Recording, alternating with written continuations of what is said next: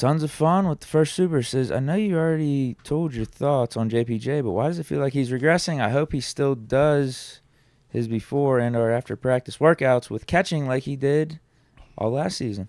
Ooh, yeah, he did drop a pick, huh? Oh, man. Right in the end zone, huh? Could have taken that Hit to the him house. right in the hands, huh? Shout out to my dog, Would have been JPJ. a nice redemption moment for him. Shout out to the homie, JPJ. What was your thoughts, man? On JPJ? Yeah.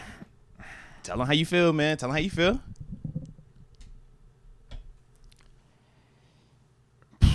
It's just, it's who he is. Physical corner. How many flags did he have yesterday? About 5 or 6? It was 4 to 5. Yeah, might be 5. I think 2 maybe on the same drive. I think maybe 2 or 2 on 3 the of same them play, yeah.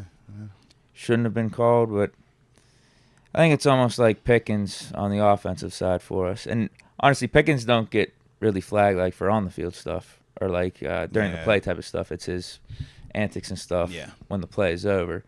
And like even yesterday, I feel like that second flag for Pickens, that was ticky tacky. I'm just like, bro. I mean, that was an unnecessary throwing of the flag by the refs. I think it's like, but because of Pickens' rep, he doesn't get the benefit of the doubt. Mm-hmm. And then so I kind of think the same thing with JPJ. I think two or three of those flags, they showed the instant replay. They even showed the slow motion. I'm like, bro, I get it. Like he's got his hands on him. Like, but it's back and forth. I don't think JP's really like holding or restricting movement of Higgins or whatever receiver he was on.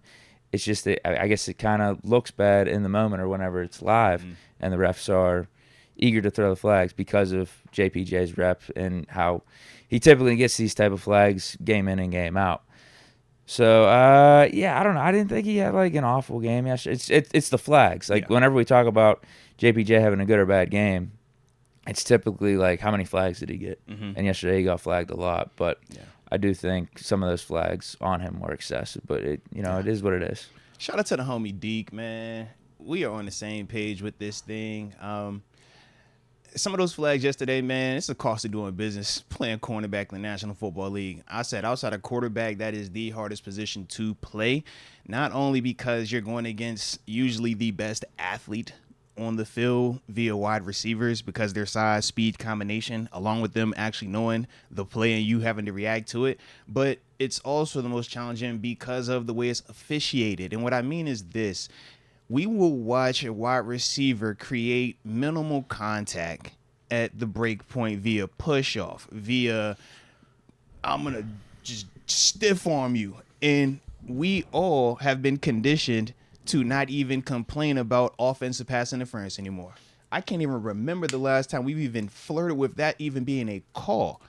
And we'll see just the save, subtle push, this jersey tug offensively, and nobody says a thing. Defensively, if the contact is just as minimal, we are all in the same breath conditioned to do what? Whoa, where's the flag at?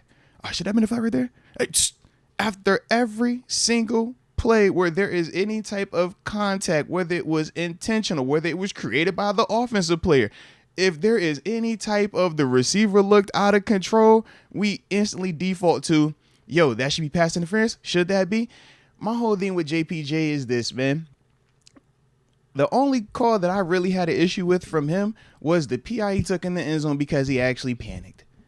It was the overroute. He got beat at the line of scrimmage. I think we had somebody jump off sides. And he was just chasing the guy the whole daggone time. He never sees the ball in the air. The ball wasn't even catchable. But because he ran and just tackled the guy in the end zone, they got the ball on the 1 yard line. To me, I just didn't like the fact that it felt like he panicked. I felt like, man, trust your athleticism. You're getting back in the phase. You don't have to just create a foul because you feel like this guy has you. I get why you did it because in his mind, the penalty is better than the touchdown. But I'm just saying, in that sense, you still don't have to panic. You still had time. Trust who you are as an athlete. That was my biggest issue with his penalty yesterday. The other ones, I'm not tripping on that, especially in the words of Coach Tomlin, when you're going against T. Higgins, who's a goon.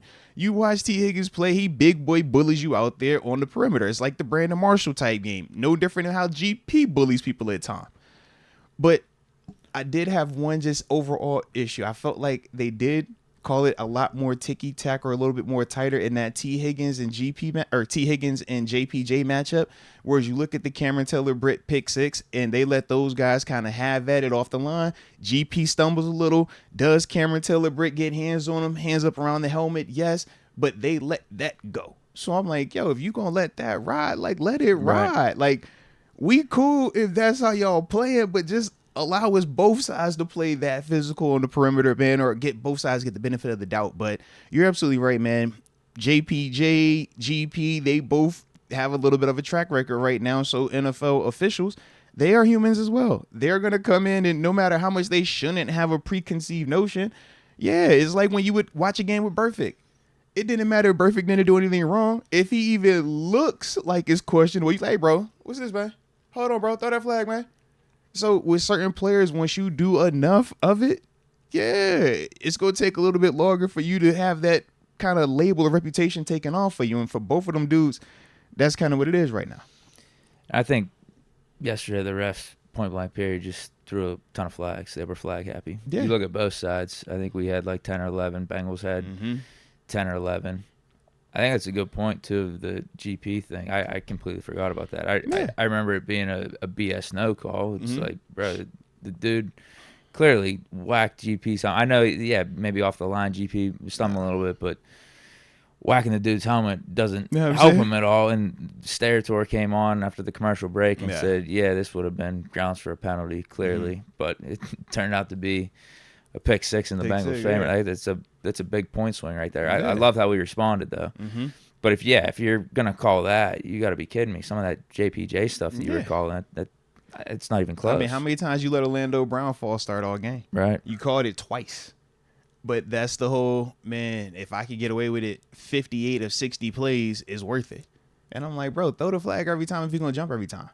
But once again, this is kind of what you deal with, man, when we know which sells a little bit more offense. So you do got to have that balance, and that is partly why they allow some of that stuff to slide. But, yeah, it's definitely one of the ones, man. But, hey, overcome the adversity, man. That was definitely what they did yesterday. Regardless of whatever came, they overcame that adversity, bro.